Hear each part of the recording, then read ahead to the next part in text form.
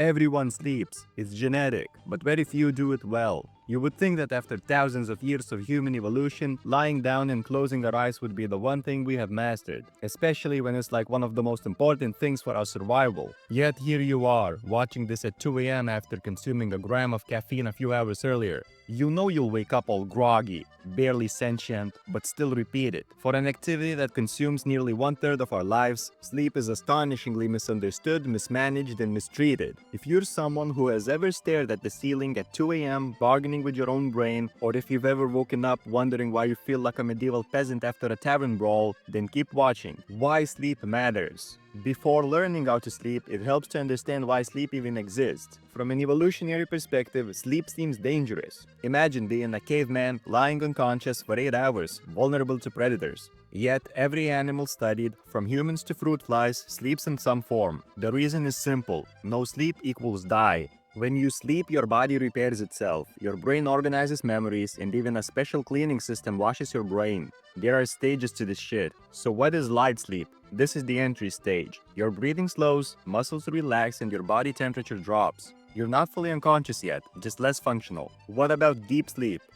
During deep non-REM sleep, your body does most of its heavy maintenance. Growth hormone is released, repairing tissues and strengthening bones and muscles. Your immune system becomes more active, producing cytokines, proteins that fight infections and inflammation. Your energy is restored by balancing glucose levels and recharging glycogen stores in your muscles and liver.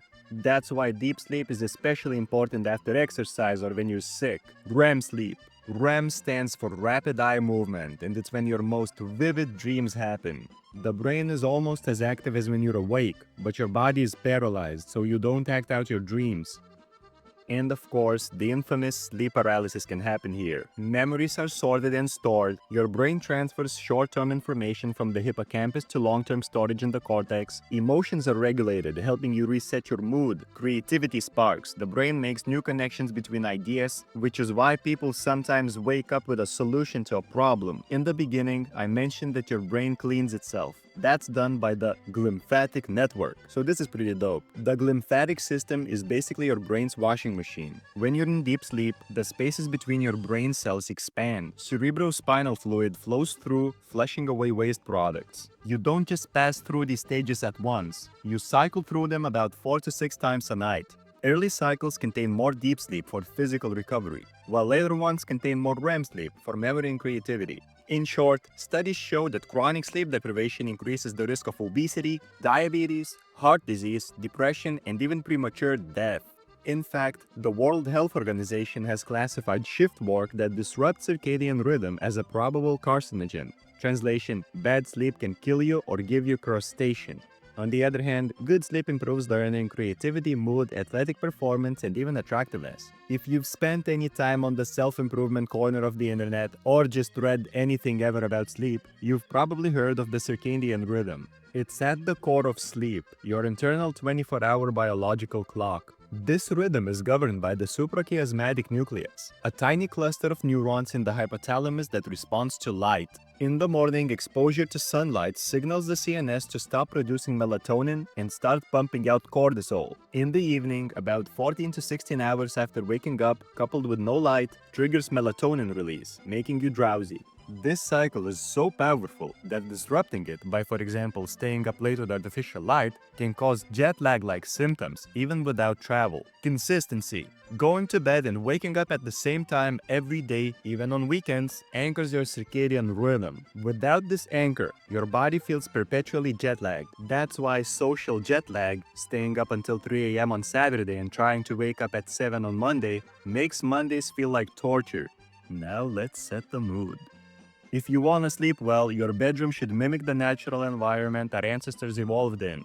Dark, quiet, and cool. Darkness. Light is the #1 signal for your circadian rhythm. Even small amounts of light, like the glow of an alarm clock, can suppress melatonin. Blackout curtains, eye masks, and covering electronic LEDs can help. Temperature. The body lowers its core temperature by about 1 degree during sleep. A cooler room helps this process. Too warm and you're cooked. Noise. Silence is great, although some people report needing those white noise things in order to fall asleep, and it seems like there isn't a consensus on whether it lowers sleep quality. So I guess you can get all the other points in check so that white noise would be the only variable and see how it affects how you feel you sleep. Bed association. You could try to use your bed only for sleep. It may help your brain associate it only with sleep, thus helping you guessed it, sleep. You also have to have a way to wind down before the sleeps. Humans, those old machines, need a shutdown process. You cannot just snap yourself into sleep after all the tomfoolery your goof-ass does all day. A wind-down ritual signals to your brain that it's time to transition. A good structure is the power-down hour. 60 minutes before bed, stop work and stimulating activities and dim the lights. 30 minutes before, put away devices. Hopefully you already weren't watching any of that stimulating crap on it. Otherwise, 15 minutes before, engage in relaxing rituals, reading, stretching, journaling, or praying. The key is consistency. Just like children fall asleep when they hear a bedtime story, adults can train themselves to expect sleep after certain rituals. Real quick, consider subscribing. It doesn't cost you anything and it means a lot to me. Plus, you can always unsubscribe if you change your mind. Food, drinks, and chemicals. What you consume during the day echoes into the night. Caffeine. With a half-life of 6 hours, that 4 p.m. coffee might still be in your system at 10 p.m., so restrict caffeine to the morning. Alcohol. Though the old buddy ethanol feels like a sleep aid, it actually reduces REM sleep and causes frequent awakenings. It's like borrowing sleep quality from tomorrow. Heavy meals. Digesting a large dinner late at night keeps your body working when it should be resting.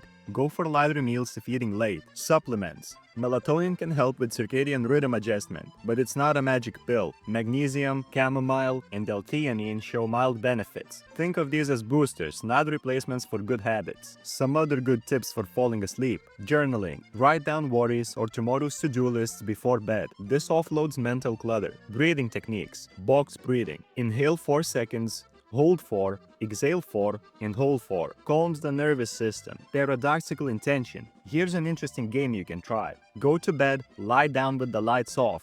Shift your intention. Instead of telling yourself to fall asleep, tell yourself to stay awake for as long as you can. Keep your eyes open. Let go of the pressure. Don't force the sleep to come. The aim is to eliminate the fear of not sleeping, which ironically helps you fall asleep more easily. How to nap. 20-minute nap. Boosts alertness and performance without grogginess.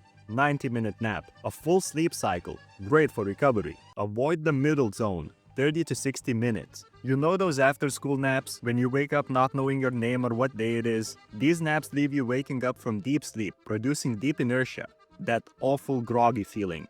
What to do if you can't sleep? This shouldn't happen if you have your circadian rhythm in check and properly followed other steps. But let's say something stressful is happening in your life, or for some wild reason Mr. Sleep just doesn't find you attractive one night. Try not to lie awake in bed. After about 20 minutes of tossing and turning, get up, go to another room, and do something calm, but in low light. Return only when sleepy.